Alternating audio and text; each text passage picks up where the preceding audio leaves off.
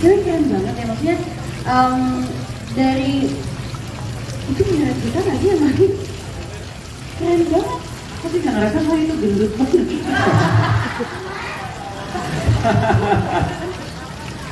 Tapi jujur ini yang trailer kedua makin bikin aku penasaran sama filmnya. Oke. Aku belum nonton juga, jadi kayak makin gue pengen lihat gue sama teman-teman ini gimana gitu kan. Greget ya jadinya ya? Iya. Ya pastinya ini teman-teman semua pertama kali nonton trailernya juga kan? Iya. Pertama kali. Makanya shock sih. Oke. Shock. Coba Indi. Nah, gimana nih setelah nonton tadi nih? Shock dan kaget sih. Siksak shock ya? Siksak Oh, shock, udah siksak shock. ngebok ya kalau Iya, iya. bahasa Inggrisnya lumayan. Ini nggak gebuk, ayakan gebuk nah teman-teman ya. Nah ini luar biasa sekali dan berarti ini sudah tayang juga ya trailernya juga teman-teman di sosial media. Dan nah ini dia saya ingin menyapa Mas Rizal yang kemarin tidak hadir di Bandung nih Mas. Wow, gimana nih Mas?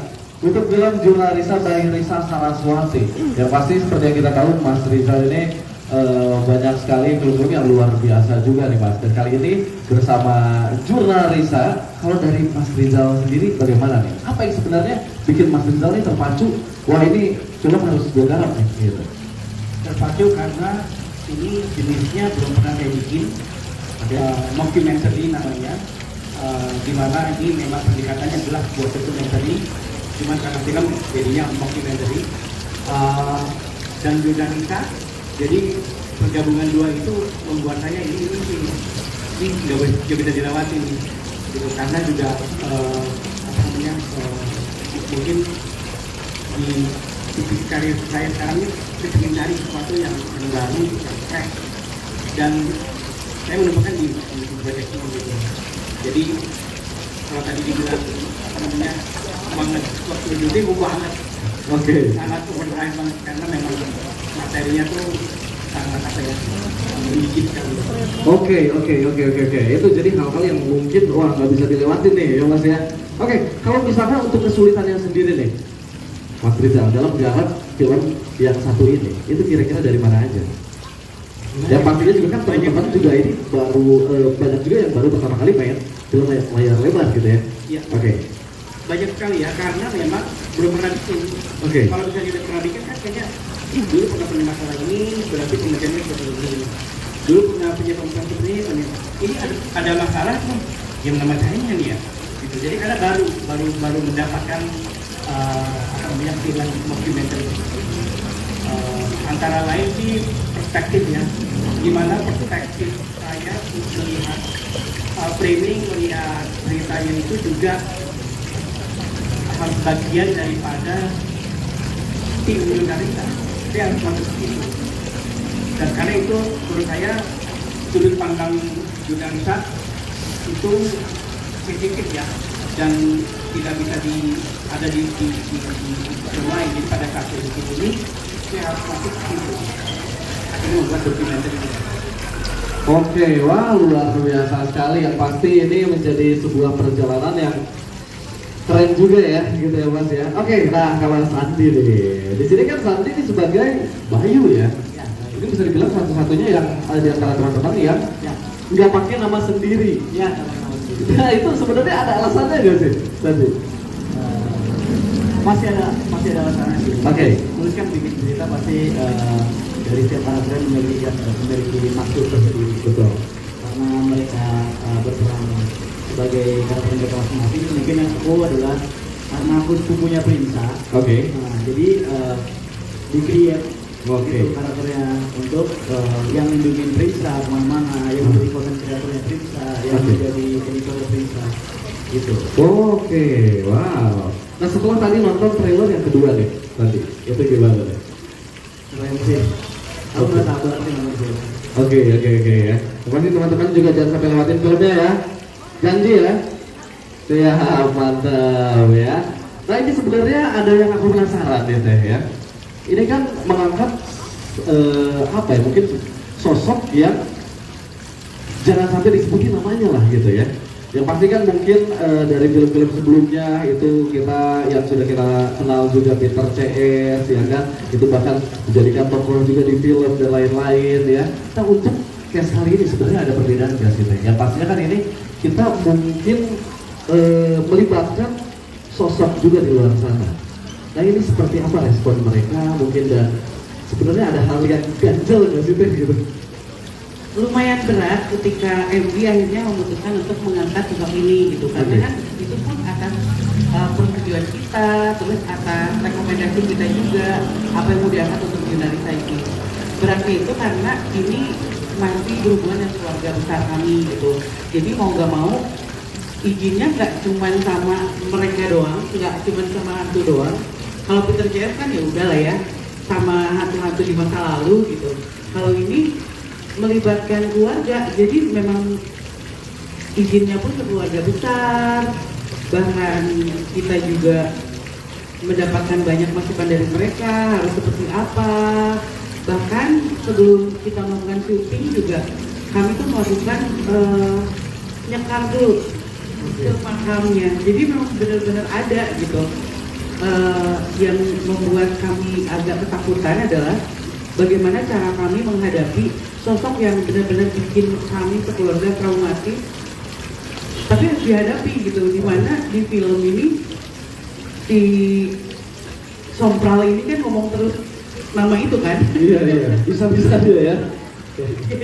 jadi waktu dengar Prinsa ngetek itu dan ngomongin soal itu, aduh gitu. Jadi yang ada nggak? Ini itu ada di mana nih kira-kira gitu. Jadi sosoknya muncul terus gitu. Oke. Wah ini seru juga. Ada nggak pesan yang mereka sampaikan tadi? Nggak mau satu doang. Dari sosok ini itu gitu maksudnya? Ada satu ya. Ini saya translate aja karena ngomongnya pakai bahasa Sunda. Gitu. Oke. Kenapa? Karena di situ kan ada pemerannya kan, yang memerankan beliau kan. Betul. Ada tokohnya, terus beliau yang hantunya, yang aslinya dia bilang, kenapa nggak saya aja? Serem ya, maksudnya. Gitu, kayak gitu. Yang gitu biasanya suka dijawab nggak sih Teh? Sama Teteh gitu. Bisa tahu kenapa nggak saya aja? Atau lagi ikutan audisi, cenah gitu kan ya? Ya. Kan temenin saya ya kan? Oke. Oh ternyata begitu ya. Mungkin apa ya, hal-hal yang terjadi di balik film yang satu ini. Nah kalau dari Anda nih Anda.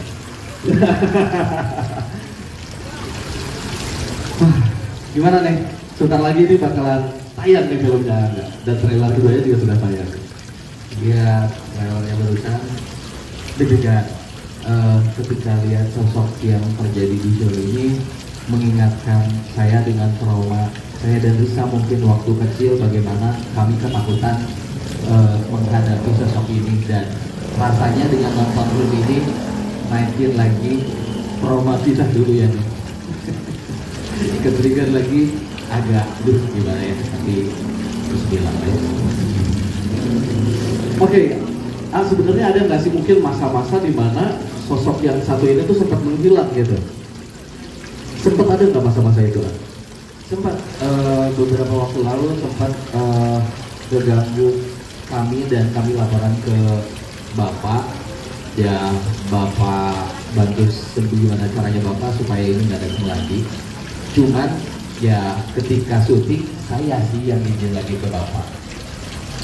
Boleh nggak Pak saya panggil biar nempel sama Prinsa? Boleh. Wow, serem ya. Serem ya. Oke, kalau dari Kakang nih, Abimanya nih. Iya. Si ganteng kalem ya. Kalau Kakang sendiri ada apa ya, trauma tersendiri kan dengan sosok yang satu ini? Trauma tersendiri pasti, karena kita malah apa yang Anda sebutin tadi, kita nggak ngalamin langsung atau nggak pernah di masa-masa itu, tapi ini gara-gara podcast itu tuh kita juga ditaruh sama orang-orang yang akhirnya dengerin doang keganggu sama sosok ini. Dan akhirnya gak cuma kehidupan pribadi kita yang diganggu, proses syuting kita diganggu, sampai akhirnya ya setelah kemarin pun masih datang terus. Oke. Kalau untuk di proses syuting itu contoh gangguannya itu seperti apa tuh? Yang ngalamin kemarin ada Prisa, Mas Riza sama siapa lagi ya kemarin ya? Sama Riri. Coba. Nah, gimana teh? Aku ketika pulang syuting, aku tidur. Oke. Jadi itu aku merasa sosok tersebut itu ngikutin. Tapi suami aku ini kayak enam saya. Nah, oke. Akhirnya udah nggak perasaan kamu doang kayak kita istirahat dia ada kesedihan gitu suami aku dan dia ngelihat wajah aku mirip sosok tersebut. Sumpah. Lalu aku bangun terus kayak kamu kenapa? Terus kayak aku melihat sosok itu di mata kamu. Terus aku bilang percaya kan sekarang? Iya. Serem banget ya teman-teman ya. Ya ampun. Itu kalau saya jadi mungkin saya udah nempel tembok ya, tidurnya tuh nempel tembok gitu jangan sampai gitu ya. Nah kalau dari wah ini nih yang sangat spektakuler nih. Gimana tentang sosok yang satu ini? Sini sambil berdiri coba. Mau sambil berdiri atau sikap lilin? Terserah. Di sini aja. Berdiri.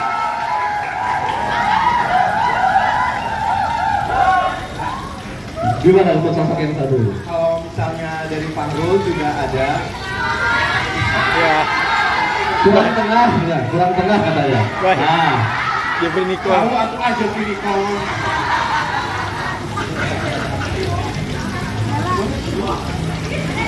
nah, Ya, jadi kalau misalnya dari Faruk kan udah pada nonton YouTube yang di rumah Faruk kan? Udah kan? Nonton nggak? nonton. Kan?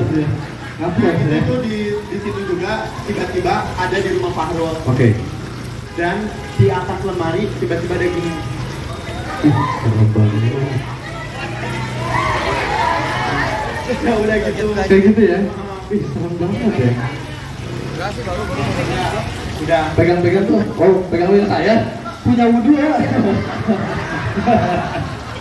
Nah oke, kita berpindah ke sebelah sini teman-teman ya. Nah, dari Dimasta ya kan? Oke, Gimana Tangga? gimana? Dari Dimasta ya. Dim, ini kan sosok yang mungkin bikin keluarga ini pada trauma gitu ya. Ngeri banget itu. Ngeri banget ya. Sempet gak sih ada ngalamin sesuatu gitu dengan secara personal gitu ya? Iya, sempat datang ke rumah pas Ari waktu kecil. Oke. Jadi kita lagi kan Ari itu tidurnya terpisah sama kita nih, beda kamar. Nah tidurnya tuh waktu Ari pas berapa bulan kali ya, dia bulan tidurnya kan di box bayi gitu. Oke. Nah pas kita lagi di kamar, kita dengar Ari nangis tuh, nangisnya yang histeris itu ya, box bayi gitu ya. Nah, terus kita datang ke kamar pas dibuka. Ada lagi sosok itu lagi jongkok kayak gitu ya, saya di atas box bayi itu lidahnya panjang gitu. Gitu. Terus pas gitu dia bilang kayak gitu.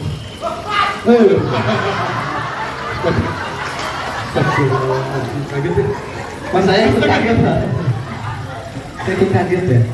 Ya itu ya pada itu tuh langsung aduh Motalita. Karena ya memang berawalnya dari si podcast itu. Oke.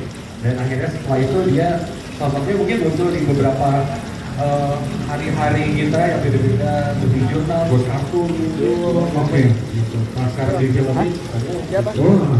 Ya makin aja gitu ya. Banyak memberikan juga ya. Oke kita, nah untuk Niko. nah Nah kalau dari Niko sendiri gimana nih? Sendiri mungkin di film yang satu ini mungkin hal-hal yang sempat dialami waktu dulu gitu ya dengan sosok yang satu ini. Kalau sosok yang nggak boleh disebutin itu sebenarnya nggak ngancurin aku. Jadi Oke. waktu proses itu aku baru nikah kan. Betul. Terus ada waktu break lah kita pulang kan lebaran gitu. Terus yang diganggu tuh istri aku ternyata. Oke. Karena di tempat tinggal kita tuh di depannya rumah kosong. Nah aku pikir itu hantu-hantu yang ada di situ aja. Ternyata pas dilihat lagi lebih dalam si Deni itu dan dia bilang pakai bahasa Sunda nggak apa-apa tuh biar kenal kan udah jadi saudara. Aku pikir kan satu yang lain lah. Oke. Ternyata ya Aduh, sabar ya. Jangan sampai saya. Sampai ke arah konten, Mas. Oh iya, oke. Nah, Bang J. Ini nih, pokoknya saya dapat nih satu-satu nih saya tanya. Kenapa keringetan? Gimana nih, Bang? Ya, kalau pengalaman saya pribadi Itu wawancara aja, di, wawancara di stream saya nih. di lokasi syuting sama pas Iya. Iya. Kalau di lokasi syuting itu, jadi pas malam itu ada satu terus di malam ya, ada satu tempat yang kayak penjara gitu lah. Maksudnya ada jurid-jurid gitu. Kayak kita masuk ke sana, saya pikir itu yang pemeran itu yang macam di gitu ya. Nah, pas saya mau balik, terus saya muter balik lagi, sudah nggak ada si orang itu. Nah, tapi saya nggak mau ini ya, nggak mau terlalu adalah yang penting saya nunggu syuting. Pas saya pulang, nah pas pulang saya bantu, pas itu anak yang paling kecil jalannya langsung tiba-tiba lompat dari kasurnya, karena katanya kayak ada dibisikin. Coba sudah nenek sudah pulang gitu. Tapi kerennya mempelajari itu dia ngasih tahu sambil nangis, dia ngasih tahu wujudnya itu seperti ini dijelasin. Terus sama saya di gini nggak rambutnya, lidahnya keluar nggak? Iya sambil nangis. Nah ketika orangnya sudah ngomong seperti itu, udah tuh langsung suara pisang dan pokek itu langsung bunyi, nggak tahu dari mana. Oke. Berarti ini makanya mungkin membuat trauma itu ya, gitu ya. Sepertinya gitu ya. Oke, kalau dari Ibu sendiri nih, Ibu. Itu ya. Sempat gak sih lu ngalamin? Secara kan mungkin kalau jurnalisa ngalamin ya sudah jelas lah gitu pasti ya. Mereka syuting, mereka punya pengalaman atau mungkin hubungan tersendiri dengan sosok yang satu ini. Kalau Ibu sendiri sempat gak sih? Kayaknya lebih cocok Mas Rizal yang jawab. Oke. Karena Mas Rizal yang di lokasi. Silakan. Kalau saya sebenarnya nggak lihat di sini ya. Jadi waktu di Benteng, waktu Perintah manggil di tempat itu, dia coba manggil untuk lain di Narita. Acara lain. Pada saat itu sudah bisa,